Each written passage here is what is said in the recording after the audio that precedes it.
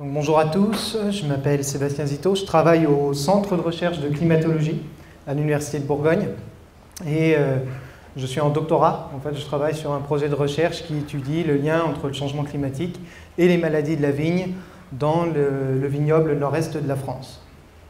Mais aujourd'hui, je ne vais pas du tout vous parler de ça, je vais simplement vous parler du changement climatique via les observations et la modélisation. Donc, avant de rentrer directement dans le vif du sujet, il y a quelques notions importantes à retenir quand on parle du climat. Une des notions très importantes, c'est la variabilité. C'est le fait que le climat à la surface de la Terre, il a constamment varié, et ça à différentes échelles. Ça aussi, c'est très important, c'est l'échelle temporelle à laquelle on regarde cette variation du climat. Un exemple ici, sur une échelle annuelle ou décennale, c'est les courants atmosphériques. Les courants atmosphériques, on a par exemple, ici j'ai illustré un courant qui est bien connu dans l'Atlantique Nord, qui est l'oscillation nord-atlantique, et qui fait que selon certaines années, donc ici vous avez le temps en abscisse, on va avoir des oscillations, des niveaux de pression atmosphérique à la surface des océans supérieurs à la normale, et certaines années inférieures à la normale. On parle d'oscillations positives. Alors, les courbes, toutes les années orange, où on est dans ce cadre-là. Donc, qu'est-ce que ça impacte sur le continent? Ça impacte des températures plus chaudes pour le sud de l'Europe, avec des zones plus humides pour l'Amérique de l'Est et le nord de l'Europe, et des anomalies négatives, où cette fois, on a des vents moins forts, avec des zones plus humides pour le sud de l'Europe, des zones secs et froides pour le nord de l'Europe et l'Est de l'Amérique du Nord. Un exemple typique qu'on peut retenir de ces dernières années, c'est par exemple l'année 2010, où on est en anomalie négative, dans ce cas-là, où on connaît en Angleterre l'hiver 2009-2010, un des hivers les plus froids depuis plus de 30 ans, avec, à ce même moment, au Canada, un des hivers les plus chauds qu'ils n'ont jamais connus. Donc ça, c'est un exemple, c'est l'action du climat. On a de la variation interannuelle. Un autre exemple de variation qu'on peut observer qui est lié au volcanisme. Donc, les éruptions volcaniques vont émettre de grandes quantités de particules dans l'atmosphère. Ces particules vont avoir un effet direct sur le rayonnement solaire qu'on reçoit à la surface de la Terre. Elles vont renvoyer une partie du rayonnement. Et donc, ça a plutôt une anomalie négative sur les températures, c'est-à-dire lors de fortes éruptions volcaniques, on observe des diminutions de la température liée à ces fortes éruptions. La durée sur laquelle on observe la diminution de la température, ça varie entre 4 et 10 ans à peu près, où on peut avoir des diminutions sur la température. J'entends bien à la surface de la Terre. Un autre exemple de variation des températures qu'on observe et qui est quand même assez bien médiatisé, que vous avez peut-être déjà entendu parler, c'est le phénomène El Niño. Ce phénomène, c'est la variation de la température de l'océan Pacifique. C'est pareil, c'est variable au cours des années. Vous voyez, il y a des périodes où c'est plus chaud et des périodes où c'est plus froid. C'est des variations de 4 à 5 ans. Et ça entraîne des répercussions sur les précipitations à l'échelle de la Terre et aussi des températures. Ce qu'on observe, c'est que les périodes El Niño, on a souvent des augmentations des températures à l'échelle de la Terre et les périodes plus froides, El Niña, où on a une diminution. Donc ça, c'était des phénomènes qui nous impactent à l'échelle annuelle, décennale. Maintenant, si on va sur une échelle un peu plus longue, l'échelle du millénaire, donc ici vous avez aujourd'hui et les 2000 dernières années, donc on étudie pareil, donc c'est les anomalies de température par rapport à la référence 1961-1990. Donc c'est les différences de température qu'on a observées par rapport à notre période de référence. Bon, on voit que le climat il est variable aussi dans le temps et qu'on retrouve par exemple une période plus chaude au Moyen-Âge, qui est assez bien connue, où cela on l'explique par une activité solaire importante, très peu de volcanisme pendant cette période et aussi une modification des courants océaniques. On connaît ici également, là, plus récemment, il y a à peu près 400 ans, ce qu'on a appelé le petit âge glaciaire, où on a un fort refroidissement dû à l'éruption volcanique là, qui a déclenché cette diminution. peut-être que vous vous demandez, mais comment on fait pour avoir les températures d'il y a 2000 ans? Parce que bon, c'est bien joli, mais on mesure la température que depuis à peu près 140 ans. Donc c'est la courbe noire d'ailleurs qu'on peut voir ici à droite. Pour ces températures-là, ben, en fait, on utilise différents indicateurs qui sont corrélés à la température. Ces différents indicateurs, qu'est-ce que c'est? On a la dendrochronologie, c'est l'étude des cernes des arbres, qui en fonction de les arbres sont très dépendants de la température et en fonction de leur croissance, on va pouvoir reconstituer différents climats. L'analyse de carottes de glace, les concentrations, l'utilisation des isotopes de carbone et d'oxygène présents dans des coraux, et également des archives. Et là, je vais quand même, vu le contexte, c'est important de noter ce type d'exemple, les archives, parce qu'à Dijon, par exemple, on a des archives qui remontent jusqu'en 1380 sur la date, alors c'est la date d'ouverture des vendanges, parce qu'on parle des bancs de vendanges. Donc c'est une des archives que la ville possède et elle est connue dans le monde entier, elle est reconnue mondialement parce que c'est une des plus longues qui existent aujourd'hui. Elle a été très bien corrélée avec les températures pendant la saison végétative, c'est-à-dire pendant le mois d'avril à septembre. Et bien, c'est très bien corrélé avec cette date d'évolution des vendanges. Pour comprendre, là, 0, c'est la date du 31 août. Donc, vous avez le nombre de jours d'écart avec le 31 août par rapport à la date de vendange. On remarque ici quelques années dans le passé où on est à la limite. Là, en 1893, on a vendangé au 31 août. Et d'autres années beaucoup plus froides, beaucoup plus tardives, comme 1816. En 2003, j'en parle pas, on est bien au-dessus. On est en négatif cette fois, on a vendangé avant. L'ouverture s'est faite avant. Donc voilà, ça c'est un exemple d'archive qui permet aux climatologues de reconstituer le climat passé. Alors là, on va changer d'échelle, on va passer sur l'échelle de centaines de milliers d'années. Comment la température, elle varie sur une telle échelle? Eh bien, vous l'avez représenté ici, toujours ces anomalies de température par rapport à notre période de référence. Donc, on voyait qu'on atteint des périodes où on avait jusqu'à moins 6 degrés en moyenne par rapport à 1961-1990. Donc là, on est remonté jusqu'à 430 000 ans en arrière. Comment on arrive à faire ça? C'est grâce à des carottes de glace qui sont faites en Antarctique, où on a été jusqu'à une profondeur de 3000 mètres, de plus de 3000 mètres, afin de reconstituer ces températures. Alors, qu'est-ce qu'on observe? On observe des périodes froides, qu'on va appeler les périodes glaciaires, qui ont une durée d'environ 100 000 ans, et des périodes un peu plus chaudes, où là, on a des températures qui sont entre 0 et 3 degrés au-dessus de ce qu'on a connu entre 1960 et 1990. Ces périodes plus chaudes, c'est les périodes interglaciaires, et elles ont une durée d'environ 10 000 à 30 000 ans. Ces différents cycles, ils s'expliquent par des paramètres orbitaux, c'est-à-dire que la Terre, qui décrit une ellipse autour du Soleil, cette ellipse, elle varie au cours du temps. Et il y a également l'axe d'inclinaison de la Terre qui varie, et ce qui permet d'expliquer ces différents cycles qu'on observe à cette échelle de temps. Donc, on va se recaler à peu près, on va se rapprocher de l'actuel, et on va regarder la période géologique actuelle. Donc, vous voyez qu'on est dans une période interglaciaire, donc dans une période chaude plutôt, qui s'appelle le Holocène. Donc, si on zoome sur cette période, on voit que le réchauffement a commencé il y a à peu près 11 000 ans, où on passe sur des températures supérieures à ce qu'on a connu entre 1960 et 1990. On retrouve ici un optimum un peu climatique. Le petit âge glaciaire que je vous avais montré tout à l'heure qui est ici. Et si on continue de zoomer sur les 2 dernières 1000 ans, je remontre le graphique de tout à l'heure. Actuellement, voilà les données mesurées, et voici ici 2016.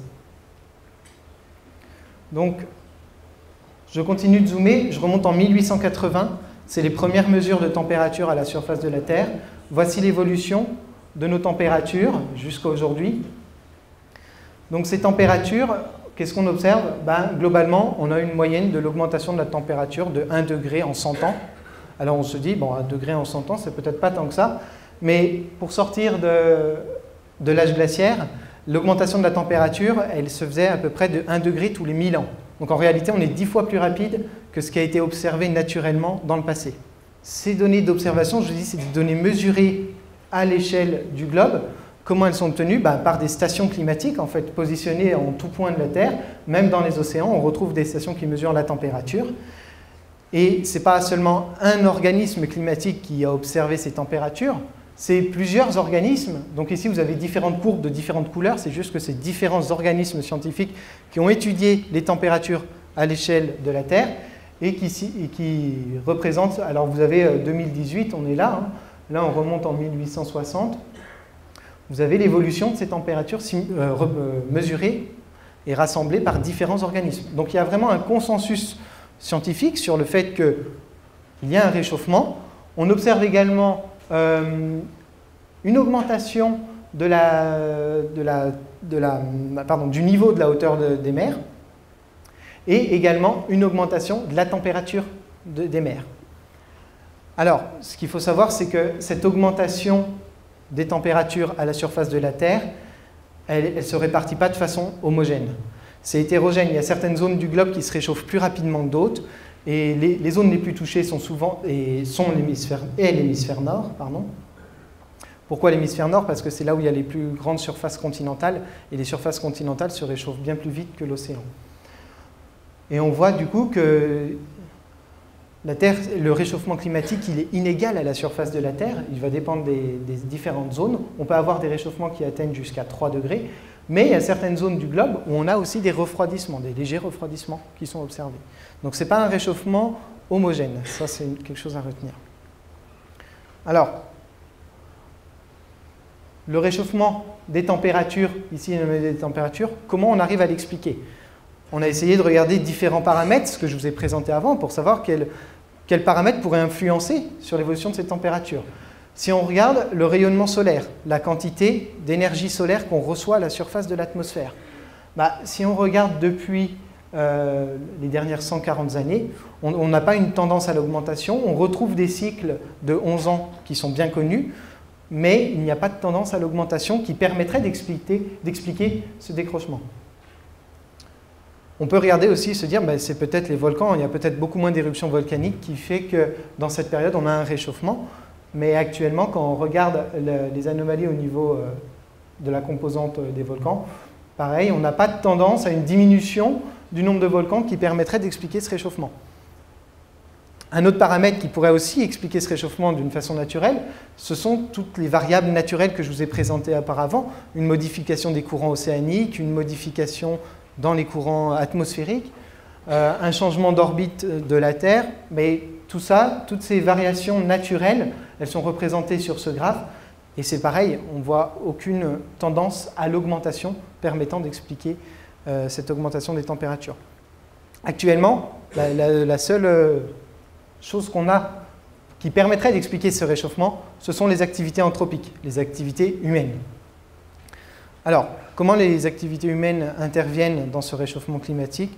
Bon, tout le monde le sait, on parle des gaz à effet de serre, mais revenons sur qu'est-ce que c'est que l'effet de serre. Alors ici, vous avez un schéma conceptuel simplifié qui représente l'effet de serre. Donc ici, vous avez la Terre. Le rayonnement solaire arrive à la surface de l'atmosphère et une partie est directement renvoyée vers l'espace. Une partie est absorbée par l'atmosphère et une partie, vous voyez, 50%, arrive à peu près à la surface du sol. Les surfaces de la Terre vont s'échauffer et vont réémettre ce qu'on appelle le rayonnement infrarouge. Ce rayonnement infrarouge, quand il arrive dans cette atmosphère, les différentes molécules de gaz présentes naturellement dans l'atmosphère, comme l'H2O, le CO2 ou le méthane, vont s'échauffer et vont renvoyer à 95% ce rayonnement infrarouge. Et c'est ce qui permet d'avoir une température moyenne à la surface de la Terre de 15 degrés.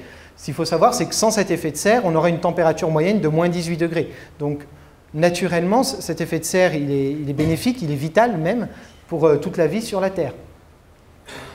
Par contre, effectivement, on sait que si on modifie ces concentrations de gaz, on peut avoir un phénomène d'augmentation de ce renvoi des rayonnements infrarouges et du coup une augmentation de la température.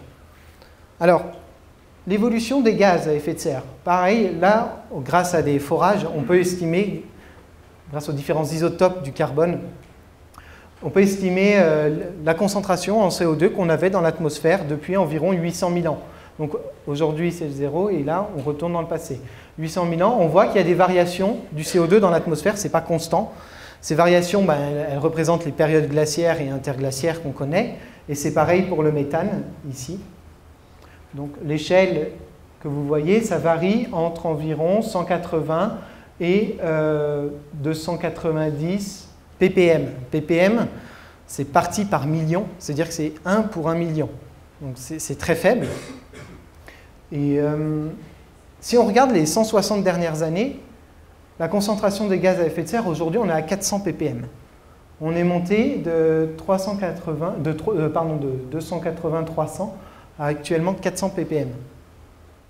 On voit également que pour le méthane, on a une très forte augmentation. Cette augmentation, d'où elle vient? On l'entend, on le sait, hein, elle vient des énergies fossiles, de la combustion d'énergies fossiles qui émettent du CO2 dans l'atmosphère. Ici, vous avez les flux de CO2 annuels en gigatonnes de carbone. Donc ça veut dire que ici, vous avez la courbe, mais chaque année est émis. Alors en 1960, on est à peu près à 10 gigatonnes de carbone émis dans l'atmosphère. Aujourd'hui, vous voyez qu'on est à plus de 40 gigatonnes émis de façon annuelle dans l'atmosphère. Ce CO2, il va où? Eh bien, il y a une partie du CO2 qui est absorbée par la végétation via la photosynthèse, d'accord? Cette partie qui est absorbée, elle est là. Vous voyez que ça a des limites. La végétation ne peut pas absorber tout le CO2 émis dans l'atmosphère. Il y a une partie qui va se retrouver dans l'atmosphère. D'ailleurs, cette partie augmente.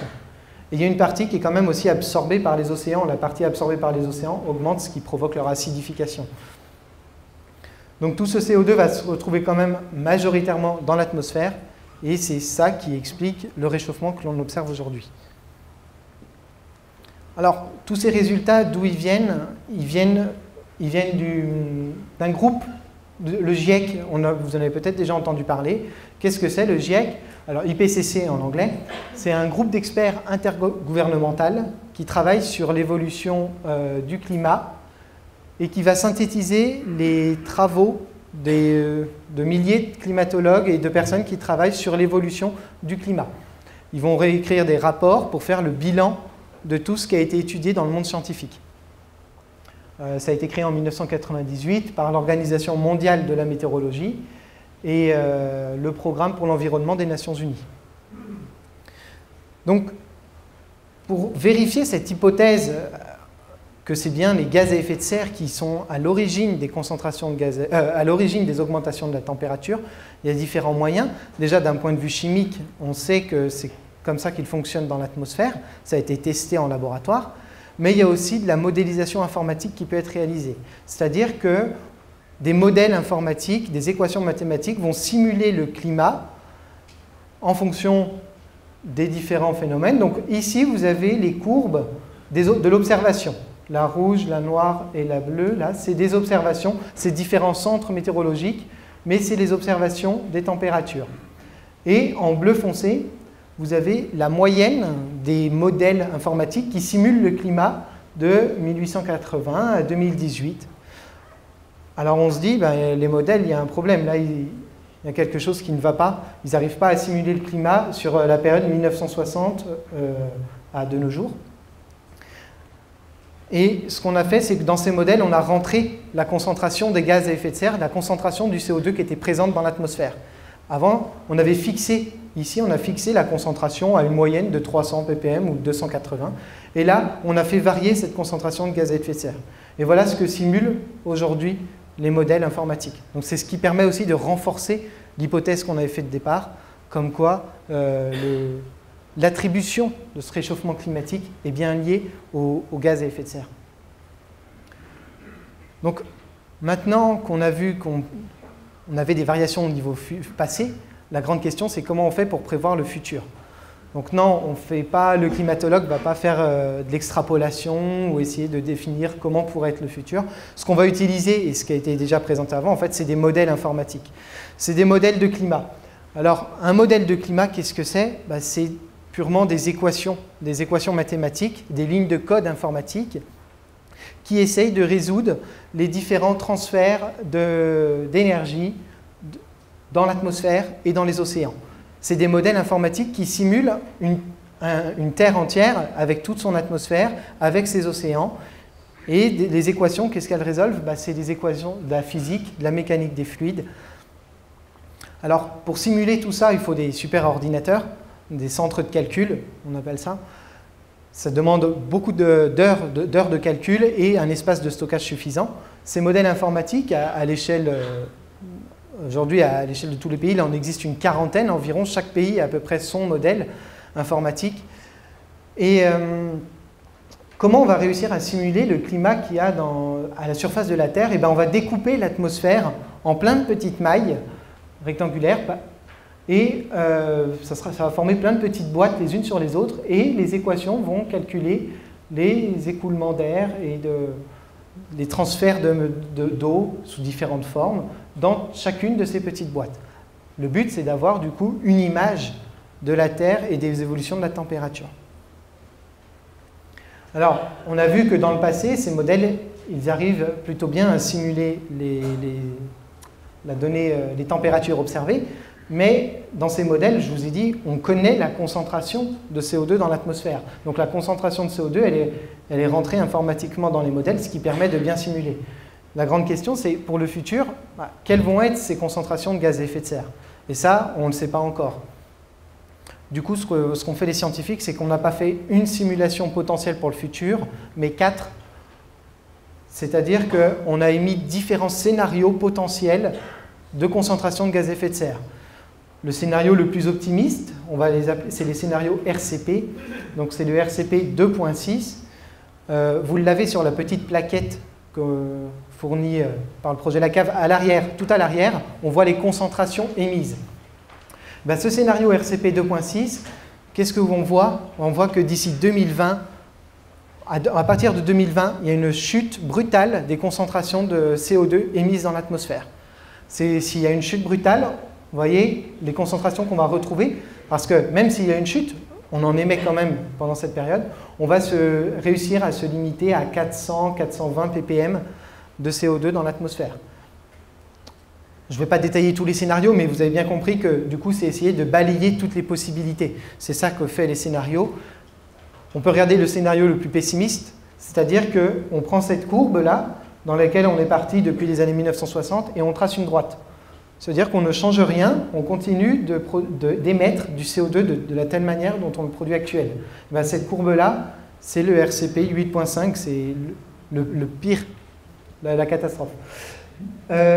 Au niveau des températures, les modèles informatiques, ils vont simuler des températures en fonction de ces scénarios. C'est pourquoi on va avoir une augmentation de la température qui va varier selon les scénarios.